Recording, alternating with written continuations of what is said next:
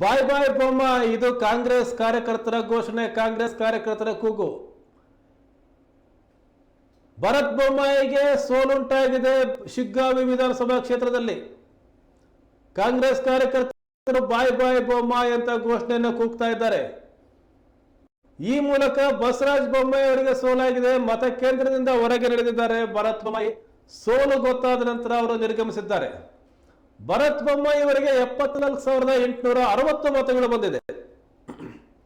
ಇನ್ನು ಕಾಂಗ್ರೆಸ್ ಅಭ್ಯರ್ಥಿ ಪೈಲ್ವಾನ್ ಪಠಾಣ್ ಯಾಸೀರ್ ಅಹಮದ್ ಖಾನ್ ಪಠಾಣ್ಗೆ 88,985 ಮತಗಳು, ಸರಿಸುಮಾರು 14,123 ಮತಗಳಿಂದ ಮುನ್ನಡೆಯನ್ನು ಪಡೆದಿದ್ದಾರೆ. ಇನ್ನೊಂದು ಸುತ್ತು ಎಣಿಕೆ ಇದ್ದಂತೆಯೇ ಭರತ್ ಬೊಮ್ಮಾಯಿ ಅಲ್ಲಿಂದ ನಿರ್ಗಮಿಸಿದ್ದಾರೆ.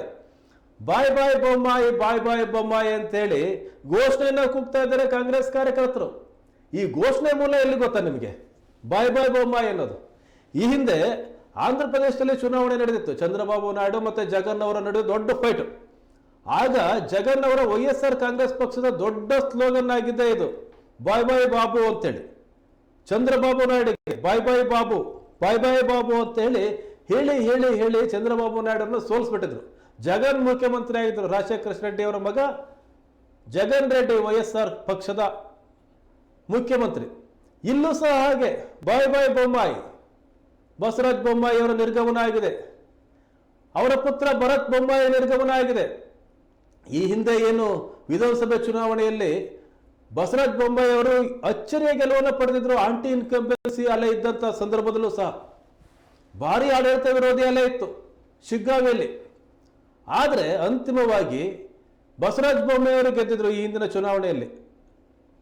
ಆದರೆ ಈಗ ಅವರ ಮಗ ಭರತ್ ಬೊಮ್ಮಾಯಿ ಗೆಲುವು ಸಾಧ್ಯ ಆಗಿಲ್ಲ. ಪೈಲ್ವಾನ್ ಪಠಾಣ್ ಗೆದ್ದಿದ್ದಾರೆ ಶಿಗ್ಗಾವಿಯಲ್ಲಿ. ಯಾಸೀರ್ ಅಹಮದ್ ಖಾನ್ ಪಠಾಣ್ ಅಂತಿಮವಾಗಿ ಗೆಲುವಿನ ನಗೆಯನ್ನು ಬೀರಿದ್ದಾರೆ. ತಕ್ಷಣ ರಾಜಕಾರಣಕ್ಕೆ ಬಂದು ತಕ್ಷಣ ಶಾಸಕರಾಗಿ ತಕ್ಷಣ ನಾಯಕ ಆಗಬೇಕು ಅಂತಕ್ಕಂಥ ಭರತ್ ಬೊಮ್ಮಾಯಿ ಅವರ ಗುರಿ ಏನಿತ್ತು? ನನ್ನ ಮಗನನ್ನ ದಿಢೀರಂತ ರಾಜಕಾರಣಕ್ಕೆ ಬಂದು ತಕ್ಷಣ ಶಾಸಕರು ಮಾಡಬೇಕು ಅನ್ನೋ ಆಸೆ ಏನಿತ್ತು ಬಸವರಾಜ ಬೊಮ್ಮಾಯಿ ಅವರದು, ಅದೀಗ ಸಾಧ್ಯ ಆಗಿಲ್ಲ. ರಾಜಕಾರಣದ ಶಿಶು ಮೊದಲ ಹೆಜ್ಜೆಯಲ್ಲೇ ಎಡವಿದೆ. ಭರತ್ ಬೊಮ್ಮಾಯಿ ಸೋಲು ಕಂಡಿದ್ದಾರೆ.